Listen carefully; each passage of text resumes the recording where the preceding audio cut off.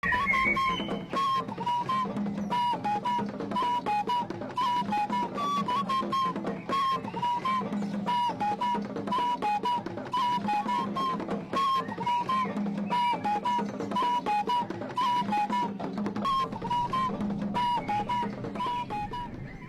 people of Sandema are Buli-speaking people. Administratively, the Builsa land has been divided into Builsa North and Builsa South districts, with Sandema as the district capital. The Builsa land is located in the northern part of Ghana, precisely in the Upper East region. The majority of the people are peasant farmers who depend on rain-fed agriculture for a living. During the dry season, the young men migrate to the south to look for some greener pastures. The people of Sandema, who are descendants of Atuga, migrated from Niger, that is the Mampuku state, through the Gambaga Scarp, and finally found a good place of farming on Builsa land. There are about 8 different versions of the myth about Atuga, the first Mampuku immigrants and the forefathers of the indigenous population of the Builsa land. All the stories, however, have some things in common. The Builsas are a hodgepodge people gathered together. So it's very difficult to know where all of them originated from. There were migrations of people from the east, a wave of migrations from the north. They all came in here and met some original settlers called the autochthones. They came in, and these migrants were, one way or the other, conquered by the settlers. When I say conquered, I mean as they migrated into Builsa, they came with the culture from those various places. But the culture here took over all of them. And they spoke the language existing in the area called Buli. The major migrants of Builsa came from the east, Mampuku land. They left Mampuku land over a dispute of succession and came to Builsa land. Oral tradition says that Atuga, the founder of Builsa, Atuga's wife was pregnant, and his relatives killed her because they suspected the child that was to be born was going to be a great man. So when they did that, Atuga became angry, and together with his followers, his supporters, they left Navrongo, came to the Gambaga Scarp, and from there they moved eastwards into this area. They first settled at a place called Atuga Pusik between Wiaga and Sandema.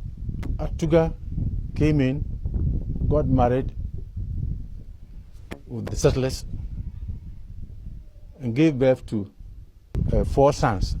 After some time, there was a dispute between the 4 sons. Atuga killed a cow and asked each of them to make his choice of the meat.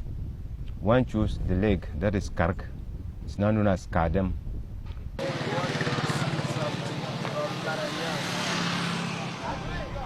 The wiok, it's the waist. That is where a wiak comes from. And the bladder, since Asinsam, that's where, since Luke, that's where Asandem comes from. And Asining to the last piece. That's where he settled at Sinisi. The people of Sandema celebrate the Fiok festival annually.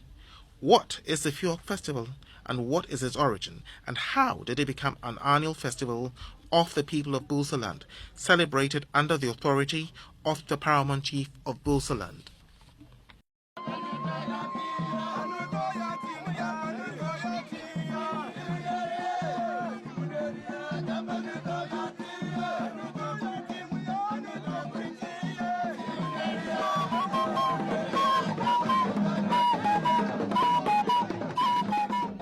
festival itself, we call it Fiog Festival. And Fiog in itself means abundance. Individual families used to celebrate it in their homes. And during that time, every little child, every member of the family will have food and meat in abundance to eat.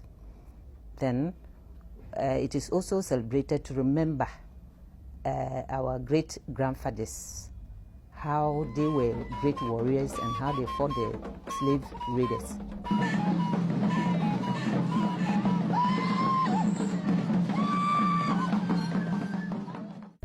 Generally, when we have the harvest, and God has blessed us with so much, we need to thank the gods and the Almighty for that plentiful harvest.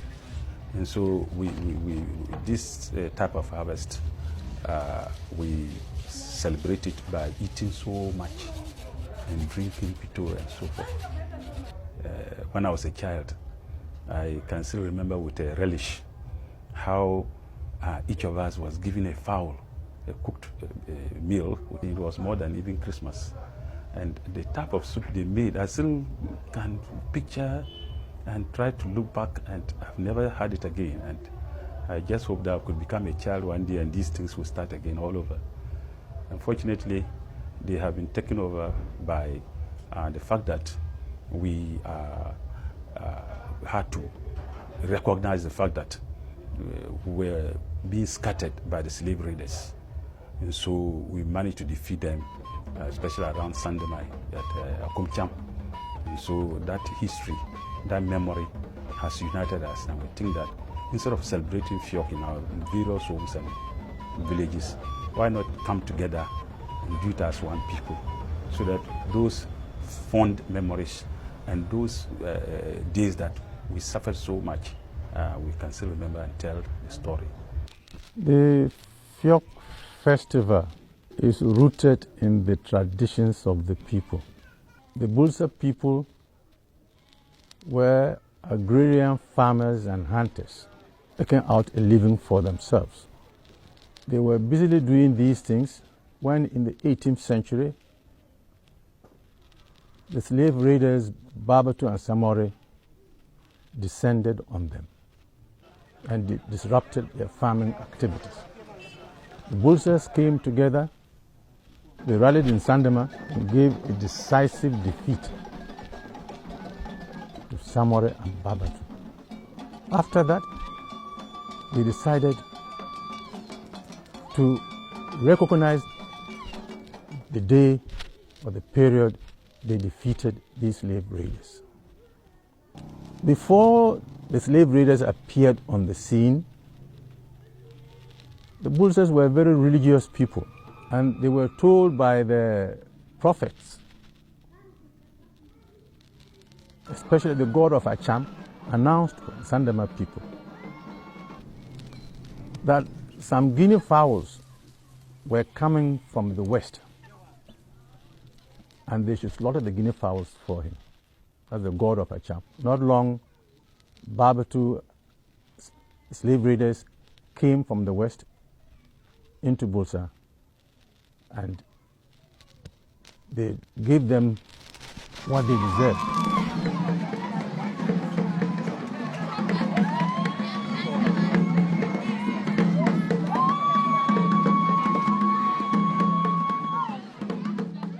The battle that was fought was called the Battle of Atora.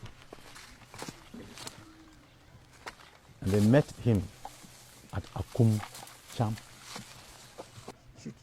That is the weeping shea tree, where blood was shed, where the shea trees wept. Unfortunately today, the shea tree is dead, but the spot remains. And those of us who know, when we are within the vicinity, we pay our respects. That was where Babatu's people were defeated, they were confused, and they ran, not knowing where they were going. Babatu himself ran southwards. His wife ran northwards. Unfortunately, the wife ran to the god of Azagsuk. That's another god of war at Fiisa. The people got her there and killed all of them. They collected all their arms and put them by the god of Azagsuk to take care of them. The weather, the rain has not been a good friend. Some of these things have been destroyed. But there are a few things left at the god of Azagsuk, god of war. See the necklace worn by Babatu's wife, and you really see that, yes, that was a very important woman to be able to have that necklace. The beads they were wearing. At Azagsuk, you'll find some of these things, and then parts of the Dane guns Babatu used. How did they come by these Dane guns? They caught the people, sold them into slaves, exchanged them for the Dane guns.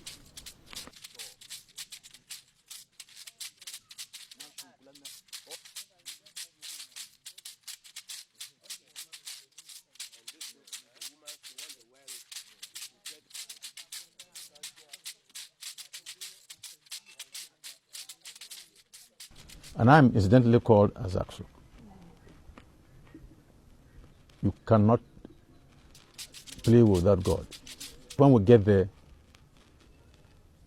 the scene comes to memory, live. How the people, the soldiers of Babatu, who were supporting, following, guarding the wife. So the Builsa people recognized that they could not have defeated Babatu and Samara without the help of their gods and ancestors. With their military strength alone, they could not have overcome these slave raiders.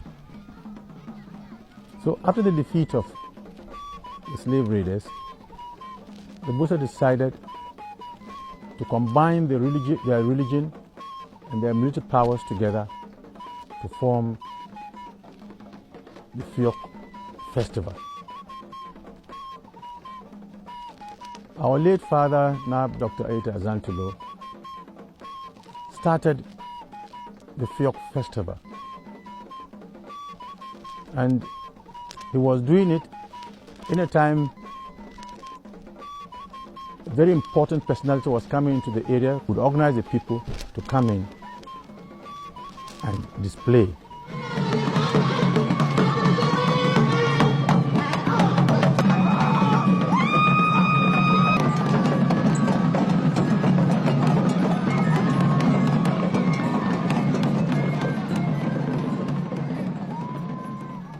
Then he found that that was not sufficient. He then decided to establish the Fiok Festival in 1972. Before the Fiok Festival was established,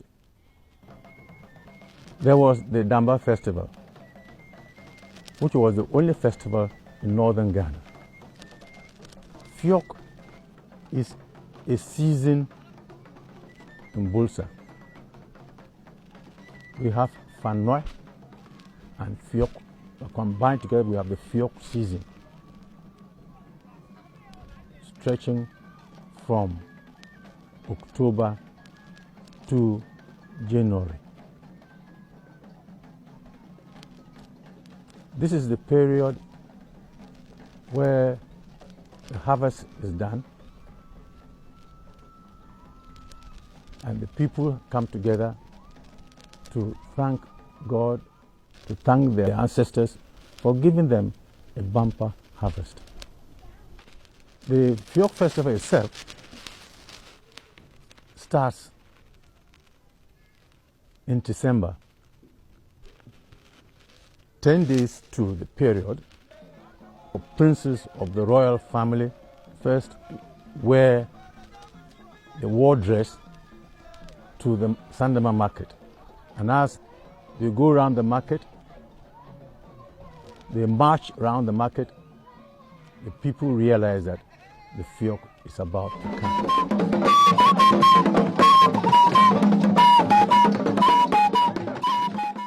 On the second market day, all other people wear the war dress.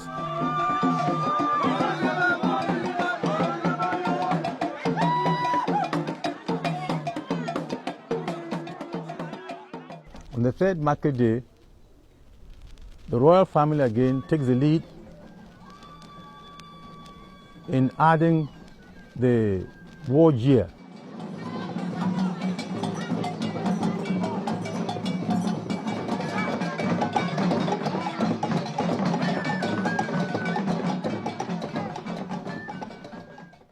And then the fourth market day, the Fiok proper starts.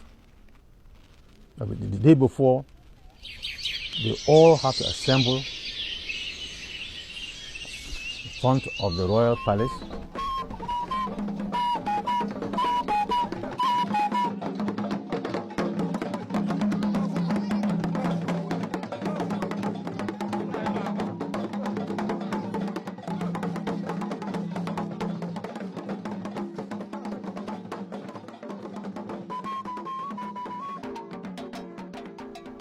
Speeches are made. Overlord of Builsa will talk to them, and they all have to stay put in Sandema in the royal family. They don't have to go back to their various homes. It's like going to war. So once they come out, they stay put until the next day after the official festival. They go back to their various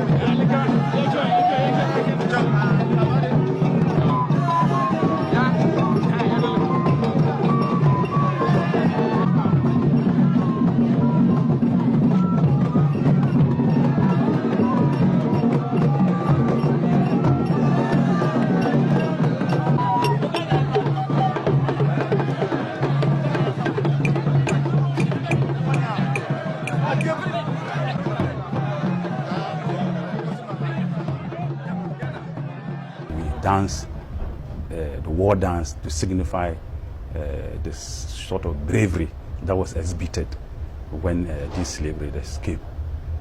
Before you go to war, you have to prepare yourself.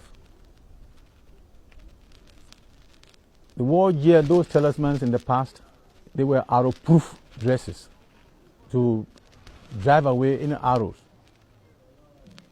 to keep them safe. In 1902, when the British invaded Sandema, March 21st, unannounced, they recorded that people gathered and met them. They wrote that they saw people falling, but they never saw a dead man. This meant that these dresses, war dress, had certain spiritual powers, spiritual forces in them to keep the people safe. In the war formation, there were three groups. Those people you see in talisman and whatnot are the front, the advanced soldiers. The very brave ones, they meet. The others you saw in the hide, cow skin, are the camouflage soldiers. When they stand, you think that they are animals. Babatu came, saw that people, oh, these are animals. They were passing, they turned and shot them. And there was a third group. They remained in the various houses. The way our architecture is, the rooftop. While lying there, they could see the advancing enemy. And they would get up and shoot and kill you before you realize that they are on the rooftop.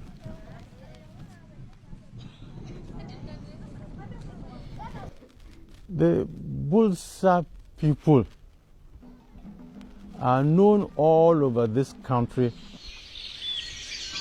for their truth. No matter the circumstance, the Builsa man will tell you in the face the truth. And the truth to them is God. With God, everything is possible with the Builsa people. Because they believe in the existence of the Almighty God.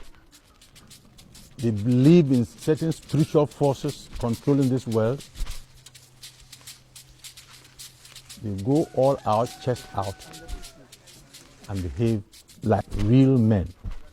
When the British too attacked Sandema and conquered them with their superior forces,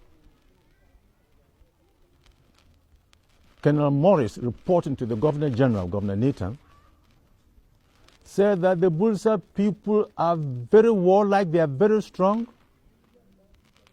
and that it is the intention of the British government to enlist all of them into the armed forces of this country. And within a short time, many Sandema people were enlisted into the armed forces. The Builsa people, in brief, are noted for their bravery. No wonder many other tribes, when they are talking with the Builsa, say, let us settle it the Builsa way. And this is in recognition of the bravery of the Builsa people. The message that I have for my people will border on peace. I think we need to live in peace so that with peace we can develop. If there is no peace in the traditional area, we cannot see development. And I know the good people of Builsa North and South will listen to this and then make sure that in all their activities we put peace at the center of it. Sandema, the district capital of North Builsa and the traditional seat of the paramount of Builsa land, the late Nap Azantelos land, is the place to be in December each year to celebrate the Fiog festival.